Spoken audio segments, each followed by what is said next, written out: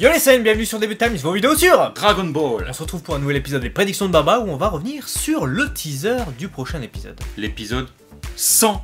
Ça y est, on a atteint le chiffre, voilà, qui est à somme toute assez exceptionnel pour le souligner. Après j'ai envie de dire, le chiffre est exceptionnel, est-ce que l'épisode le sera? Ça c'est la question qu'on peut se poser. Hein. Franchement, quand on voit les images, déjà ça fait peur. Ah ouais? Yashima, il a pas l'air d'être au top de son level. Il faut qu'on vous le dise dès que ça commence, c'est Yashima qui sera l'animateur sur le prochain épisode. L'un des animateurs connus justement comme l'un des moins bons animateurs de la série. Alors on pourrait se poser la question, pourquoi Yashima a été choisi pour cet épisode 100 qui est plutôt symbolique, hein, c'est un chiffre rond. C'est le 100e épisode de Dragon Ball Super. Là ça fait, on a passé les 2 ans de série Dragon Ball Super. Et on a un épisode qui apparemment est centré avec l'univers 6 et notamment un certain personnage qu'on va voir qui fait référence à un autre personnage très populaire de l'univers étendu de Dragon Ball. Bojack. Bojack, voilà, c'est ça, c'est Bojack, exactement. C'est Bojack. Et pourquoi Yashima? Peut-être pour gagner justement du temps pour les prochains épisodes du tournoi qui seront peut-être beaucoup plus impactants au niveau des combats. Peut-être que finalement, Kale ne va s'avérer qu'être passagère très brève, et finalement on en a fait des caisses, ça a vendu à mort le tournoi du pouvoir. Alors, tous ceux qui ont vu, à un moment vu, les premiers teasers et openings où on a vu cette brolette, entre guillemets, ont tous été fous, et on peut pas dire que ça n'a pas créé de la com et du marketing autour de Dragon Ball Super pour ce nouvel arc. On va peut-être tous être déçus finalement de se dire tout ça pour ça. Bon, on va voir, on va analyser ça avec vous, on va regarder les premières images qui commencent avec Krabi. Krabos. Voilà, on va l'appeler Krabi Krabos, on n'a pas de nom, donc... Voilà, c'est un crabe qui donne des coups de poing. Omar, je sais pas. Ouais, ou Omar. Omar Sharif, au pire, on l'appellera. On l'appelle Omar Sharif. Allez. Donc on a Omar Sharif qui donne des coups de poing à répétition comme un boxeur. Donc il fait partie de l'univers 10, lui. Hein. C'est ça, il fait partie de l'univers de la Gay Pride, comme on avait pu voir sur le plan. Exactement. Et je sais pas pourquoi, mais on a juste après un plan de Kale, en gros plan, qui a l'air surprise. Derrière elle, je pense distinguer Napapa. On a une grosse masse rose, etc. Je pense que c'est lui. Soit c'est Napapa, soit c'est Dodoria. Ouais, donc à mon avis c'est Napapa. Moi je pense pour Napapa. À mon avis c'est Napapa. Mais qu'est-ce qu'il lui fait dans le dos? Ça, c'est la question. Par contre, sans esprit pervers. Si tu commences à pencher pour Napapa, après c'est toi que ça regarde. Mais voilà, si tu commences à pencher pour Napapa, c'est que t'as des goûts bizarres. Mais en tout cas, Kale, elle est surprise au début et après... on a l'impression qu'elle se prend un gros coup dans le bide. Les yeux... Enfin, j'espère que c'est dans le bide, parce qu'il y a quand même quelqu'un derrière elle. Et il est arrivé, il a fait... Et après, justement, ça enchaîne avec un meué, puisque t'as Napapa qui donne un coup de pied, mais elle dégage. En fait, Kale, elle prend cher, mais dès le début de l'épisode, j'ai l'impression... Enfin, dès le début de l'épisode, on sait pas si c'est le début, mais j'ai l'impression qu'elle va être victimisée dans cet épisode. Bah... Elle va être victimisée déjà par rapport à ces plans-là. Ensuite, on sait des choses qu'on va vous évoquer juste après dans les synopsis et vous allez comprendre pourquoi on parle de victimisation. Ouais. Mais effectivement, alors est-ce que c'est avant ou après la transfo? Tu vois, est-ce qu'elle est finie? À mon avis, je pense que c'est avant. Mais effectivement, je veux dire pourquoi? Parce que dans le teaser, ça nous montre un peu tout ça comme voilà, Kale qui se fait victimiser. Et on a l'impression qu'elle va s'énerver à un moment donné et se transformer en Super Saiyan Berserker, hein, comme elle sait le faire. Hein. Pour l'instant, ça n'a pas été surnommé Super Saiyan légendaire, cette forme. Enfin, celle de Kale, précisément, en tout cas. Et j'ai l'impression, moi, que l'univers 10 va essayer de prendre Kale à partie. Tu vois, parce qu'on voit Napapa shooter, et on voit comme par hasard Omar Sharif qui donne des coups de poing. Ouais. Omar Sharif. Et après, on a même une autre personne de l'univers 10 qui apparaîtra un peu après dans les plans. Dès qu'on est dessus, on vous en reparlera. Et je suis en train de me demander si en fait t'as pas deux mecs en fait qui sont en train de taper Kale. Qui la prennent en sandwich. Ouais, en tout bien tout honneur, encore une fois. T'aurais Omar Sharif qui donne des coups de poing devant pendant que Napapa il est derrière, il fait bon, je peux pas bouger. Et après il a shoot, il met un coup de pied. Et du coup, est-ce que tu penses, et dites-nous dans les commentaires avant qu'on vous révèle, parce que finalement je dis ce que tu penses, mais on sait plus ou moins la piste, mais est-ce que c'est l'énervement face à des adversaires qui la maltraitent qui fait qu'elle se transformera, ou est-ce que c'est autre chose? Non, elle va se faire victimiser par tous les adversaires, elle va rester en toute timidité, en mode je suis nerveuse, j'ose pas combattre, ce qui est stupide pour une Saiyan. Mais c'est pas une guerrière de base, de toute façon, elle a pas le... Enfin, c'en est une, mais elle a pas le... Elle a pas le tempérament, quoi. Mais elle va se faire... quand elle se transforme. Elle va se faire démonter, et j'ai l'impression que Caulifla ne s'occupe pas d'elle du tout en fait.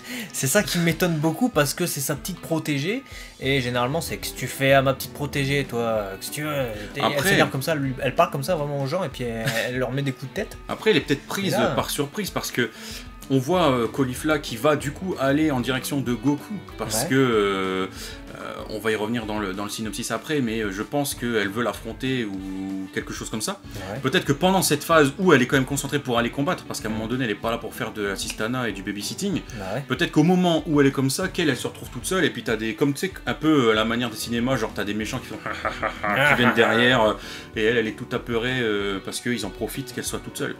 Donc effectivement je pense qu'ils profitent du fait que Caulifla soit pas là pour l'attaquer en feu. Tu sais quoi, je pense que c'est ça. Ouais. Je vois tout à fait ça se produire, je pense que tu as raison. Et ça m'a même fait naître une petite théorie dont je vous parlerai juste après. Et là on a Caulifla donc, qui se dirige sur Goku Super Saiyan 2. Comment c'est que c'est Caulifla? Bah, on a un échange de coups de poing, on reconnaît un peu les points. Hein. Et juste après on a Goku en Super Saiyan 2 qui fait face à Caulifla en Super Saiyan 2. Et on a Goku qui nous dit dans le teaser justement ouais, Caulifla est super forte en Super Saiyan 2. Il dit bien ça, et il dit ouais, qu'elle est pas en reste non plus, elle a un pouvoir impressionnant. Donc ça veut dire qu'on va voir quand même qu'elle à l'œuvre, même si elle se fait tabasser, et c'est ce qu'on voit un peu plus tard dans le teaser, mais on va avoir du Goku contre Caulifla, et ça c'est... Alors, je suis content par rapport à cette idée-là, puisque de toute façon c'était à prévoir, mais l'animation me fait peur. Ouais. L'animation de ce passage me fait peur, ça aurait tellement pu être grandiose d'avoir Caulifla en Super Saiyan 2 contre Goku en Super Saiyan 2, ça aurait pu donner quelque chose de... Bah, même limite pas de culte, mais tu vois, ça aurait pu créer quelque chose. Les deux Saiyans de deux univers qui s'affrontent, etc. Et là, j'ai peur que l'animation, tu sais, nous fait baisser un petit peu la hype de ce que peut retranscrire ce combat, tu vois. Ouais, j'espère pas. Je vois ce que tu veux dire, ouais. Et à la limite, je suis peut-être plus inquiet encore pour Kale. Parce que là, le combat, j'ai pas l'impression qu'il soit mal animé. J'ai l'impression qu'il est plutôt bien animé, justement, entre Goku et Caulifla, quand on voit les échanges de coups après. Avec un rocher qui sort de nulle part. Aussi, il faudra nous expliquer. On est sur l'arène du tournoi du pouvoir. Donc je pense, je suppose, que l'arène a été pétée. Par qui, par quoi, je sais pas. Mais qu'il y a eu des pierres qui se sont levées et du coup, ça crée ça. Bon, parce que sinon, c'est Kale. Sinon, je vois pas pourquoi il y a un putain de rocher en plein milieu. Je pense que c'est Kale, à un moment donné, on donc, voit... Donc, c'est-à-dire que pour toi, là, ils sont en train de se taper, alors que Kale est en train de se déchaîner. Donc, Caulifla, elle s'en fout, elle est en train de se... Je vois pas qui peut créer un tel carnage momentané. Dites-nous dans les commentaires, pendant qu'on vous pose cette question aussi, qui peut créer un carnage tel à déplacer une structure qui a été quand même créé par le grand prêtre. Un maçon portugais. Ah bah, pas un maçon portugais, je vois pas. Pas un maçon portugais, sinon... Non, franchement, ça peut être n'importe qui, parce qu'après on a un combat Kame contre Vegeta. Ça peut être Kame contre Vegeta. On a vu Vegeta exploser un bord de l'arène quand il a scratché Hope, et il était sous sa forme normale, le mec. Donc imaginez Kame contre Vegeta en Super Saiyan les deux, ou alors Hit qui se déchaîne, Jiren qui se déchaîne, Kale, tu l'as dit. Et ça peut même être Goku et Caulifla qui ont tout pété. Hein. Tu vois ? Peut-être Goku et Caulifla, ouais, effectivement, la forme de Super Saiyan 2 qui est telle qu'elle fait péter et valser des rochers. Mais ouais, va vraiment falloir qu'on nous explique d'où ça vient et que ça soit bien fait en tout cas. Mais effectivement, les échanges de coups, on voit là encore sur ce plan un gros kick de Goku. J'aime bien cette phase de combat qu'on voit dans le teaser, j'aime bien. J'espère que ça sera un peu plus long. Un peu plus long. Exactement, et un peu plus long et aussi bien amené, aussi bien animé, impactant en tout cas. Et juste après, on a numéro 17 qui kick Tantouzman. On va l'appeler Tantouzman. C'est celui qui est arrivé comme ça, vous savez, en dernier dans l'univers 10 et qui a fait avec ces trucs et tout. Tantouzman. T'es sûr qu'il a fait ça? Il a fait ça, il a fait un truc dans le genre. De toute façon, après, moi, j'y peux rien. Donc, on va essayer de se focus. Il y a de la poussière dans le fond. Donc, à mon avis, ça se tatane de tous les côtés, à tel point que ça fait lever la poussière. Univers 10, hein, le mec. Ouais, Univers 10, et voilà. Et après, il y a un Diplodocus qui sort des rochers. Voilà. Donc là, on est dans un concept. C'est-à-dire qu'à la base, il y a une arène où il n'y a rien. Là, il y a des rochers, de la poussière et un Diplodocus. Donc on est dans le Jurassic Non, mais blague à part, j'ai l'impression que Diplodocus, je suis sûr, il sort de derrière le rocher et il profite justement que les gens ont leur garde baissée pour l'ancien Kikora. Comme un profiteur, on va dire. On va dire ça, on va dire un profiteur. Ah punaise, c'est un fou Diplodocus. Ouais, c'est un Diplodocus. Et l'ancien Kikora, on sait pas sur qui. Et après, on a Kame qui s'avance en toute légèreté. Et là, on voit du coup. Et après, on le voit en Super Saiyan et Vegeta à terre. Pété aussi, frère. elle est défoncée. L'arène est défonce. Et elle est défoncée, donc effectivement Vegeta à terre, on a Kiabe Super Saiyan, on voit, je sais pas si c'est des éclairs ou des impacts, enfin. C'est des impacts. Donc voilà, ça se tatane dans tous les sens. Tatane. Et d'ailleurs, ce qui est intéressant aussi, c'est que dans les plans d'après, on a quand même l'arène à ce moment-là qui là est pas détruite, du moins pas là où elle est. Tu vois, on voit quand même là où Kale est, elle est sur une roche. Alors je sais pas, est-ce que c'est elle qui a fait naître ça par rapport à sa colère? Ah, peut-être. Et qu'après on voit qu'elle balance quand même une flopée de Kikora. Et ça serait peut-être ça, c'est Kikora Destructeur qui défonce l'arène de partout. Et qui du coup donne lieu au plan qu'on a vu juste avant. Donc c'est un peu dans le désordre finalement ce teaser. Et où on voit Vegeta et Kiabe sur une arène pétée. Et je pense que c'est tout à fait ça, parce que ça serait très intéressant niveau mise en scène, qui est le début des combats. Kale, elle prend cher, elle se fait laminer, on a vu Napapa, etc. Napapa, Isha... Bah, c'est le générique de Lanma. Et... Enfin, avec lui, ça fait plutôt... C'est ça. Et puis après, je pense que Kale se déchaîne, et là, l'univers 6, ça reprend l'ascendant sur tous les univers en fait. Et on aurait Kabe qui latte la gueule de Vegeta. On se demande pourquoi, Vegeta il comprend pas, il dit à quel moment il m'a dépassé ce mec là. Et après Vegeta évidemment il va latter la gueule de Kabe, vous en faites pas. Mais là pour l'instant ça se passe comme ça. Non, ou alors il le surprend. Tu vois, il est surpris par rapport à Kale, il fait mais qu'est-ce que c'est que ce pouvoir? Et comme tu dis, Kabe en profite, il arrive et il met une grosse soumette à Vegeta. De toute manière l'ascendant est pris par l'univers 6. Puisque on a cette scène un peu de ravage quoi, et je pense que Kale ça va être pareil, elle va être en train de ravager des gens, et je pense que parmi les premiers gens qu'elle va tèche de l'arène, il y aura Napapa et Crustaceman qui lui a donné des coups de poing. Krabi Krabos là, Omar Sharif. Si jamais Omar Sharif lui a donné des coups de poing, t'inquiète pas, elle va le jarter. Elle va péter un câble, elle va les reconnaître et elle va le détruire. Ah ouais, je pense que ça va être, ça va être comme ça.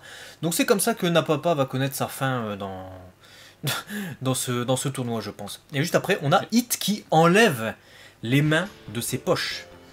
Là, en gros, il se dit, c'est bon, là, je vais me dégourdir les poings, il y a un truc à faire. Non, mais c'est que c'est du sérieux. Hit qui enlève les mains de ses poches, soit il enlève les mains de ses poches, pour moi, il n'y a que deux solutions, il n'y en a pas 36. Soit il est face à... Non, il y en a 3. Soit il est face à Goku, mais je pense pas, parce que c'est Caulifla qui va le prendre. Ou alors peut-être justement il est face à Goku, il enlève les mains de ses poches, mais c'est Caulifla qui se jette sur Goku et Hit il se fait voilà. Soit il voit Kale en train de foutre le bordel et il enlève les mains de ses poches parce qu'il se dit oula c'est en train de barder, il faut faire un truc, mais lui il peut pas la mettre out parce qu'elle fait partie de son équipe. Soit il y en a beaucoup qui pensent que c'est ça parce que évidemment c'est le plan qu'on voit après, il est face à Jiren. Mais est-ce que ça serait pas un peu trop précipité Hit contre Jiren? Pour moi non, pour moi c'est pas ça parce que déjà l'ambiance et le background correspondent absolument pas. Il n'y a pas d'homogénéité entre le background derrière Jiren et le background derrière Hit. J'ai vraiment l'impression que ce plan est détaché. Alors soit c'est avant qu'il y ait un carnage total, j'ai pas l'impression qu'il y ait de la poussière. Genre il est encore en mode observateur, soit c'est après les choses qu'il a faites et vous les saurez juste après dans le synopsis. Alors quittez pas la vidéo surtout. Grosse info. Grosse info, c'est vraiment le truc, hein, c'est le climax. Il y en a, vous le savez déjà, mais disons qu'il y en a qui le savent pas, ils vont pleurer. Et justement, ça me fait naître une autre théorie, c'est que ça pourrait être aussi Vegeta qui veut reprendre enfin sa revanche sur Hit et qui est confronté à Hit et à Kiabe. Et justement, ça expliquerait pourquoi il est par terre, parce que justement, il se fait latter par les deux. Et sachant qu'en plus, on avait eu une information qui avait été donnée, c'est que Yoshitaka Toshio a été interrogé, parce que ça reste un des scénaristes qui est quand même, on va dire... Qui revient beaucoup sur la série. Qui revient beaucoup sur la série, et qui en plus est quand même... Enfin, on peut lui parler, j'ai pas le mot en tête... accessible, voilà, c'est ça le mot que je cherche. Et on lui avait posé, enfin des fans lui ont posé, est-ce qu'il a prévu ou est-ce qu'il a travaillé sur le fait de mettre en avant Hit ou Vegeta? Il n'a pas fait la distinction dans sa réponse, mais il a juste répondu oui, il va y avoir un combat hyper intéressant et hypant, quoi, en gros, dans l'idée. Donc, est-ce que ça serait pas là justement un combat Vegeta Hit qui va naître? Un prémisse, peut-être. Là, le scénario c'est King Lu, donc c'est pas Yoshitaka Toshio, mais peut-être que ça peut s'éterniser sur plusieurs épisodes ou être découpé, interrompu. Après, je me pose la question quand même, est-ce que ça serait si tôt? Parce qu'on a quand même... C'est un peu tôt. Pour l'épisode 101, on avait su les titres, on va rien vous dire de plus, c'était centré autour des Pride Troopers. Le Pride Troopers s'avance. Ça me paraît très bizarre quand même que dans un épisode consacré quand même à Kale, qui va quand même faire 2/3, 3/4 de l'épisode, on aurait un combat aussi important que celui de Hit contre Vegeta, qui en fait après finalement laisserait place à un épisode sur les Pride Troopers, donc il aurait quoi, 5 minutes à lui? C'est impossible, ce combat pour moi ne peut pas durer que 5 minutes, ouais. C'est un épisode qui serait unicentré sur eux deux, si tel devait être ce combat. Donc, après bon, les images qu'on voit, vous les découvrez en même temps, c'est des trucs déjà qu'on a déjà soulignés, donc on va passer au synopsis, et à partir des synopsis, on va rebondir justement sur les images, et on va essayer de voir avec vous ce à quoi ça peut correspondre et aussi vous faire part des théories qu'on a en tête. On commence donc par le synopsis qui a été révélé sur le site de Fuji TV, qui est assez court, mais on vous le lit quand même. Les deux Saiyans de l'univers 6, Caulifla et Kale, s'avancent vers Goku. Au milieu de cette violente bataille entre Saiyans, quelque chose d'étrange se produit avec Kale. Voilà, donc on va en savoir plus dans les autres synopsis, mais on sait déjà qu'il va y avoir une transformation de Kale, hein, on le voit dans le teaser, et Caulifla contre Goku, ça c'est sûr et certain. Est-ce que Goku va combattre Kale ? Ça c'est la question qu'on peut se poser, et on a aussi une image qui est révélée sur le site de Fuji TV, c'est cette image de Caulifla transformé en super musclor, une image assez étonnante. Ouais, j'ai plutôt l'impression que tu sais c'est la troisième étape du Super Saiyan, ouais, peut-être. Bah, je suis sûr et certain que c'est ça, je vois que ça. C'est-à-dire que Caulifla, elle a fait quoi comme ça? Elle a fait Super Saiyan 2. Et on nous dit dans les synopsis, vous allez voir, qu'elle est étonnée par le Blue de Goku et elle veut savoir comment on devient un Super Saiyan Blue.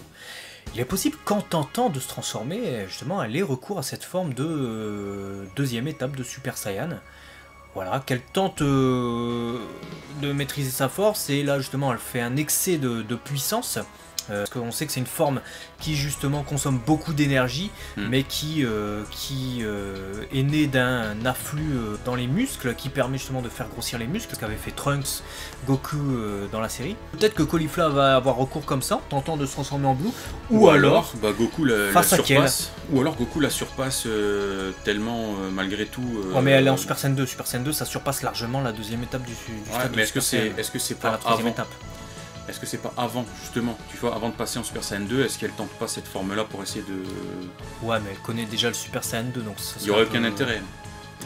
Moi, pour moi, faire découvrir cette forme-là, ça peut être soit Caulifla qui tente des trucs, soit justement Caulifla qui essaie de suivre les différentes transformations de Goku.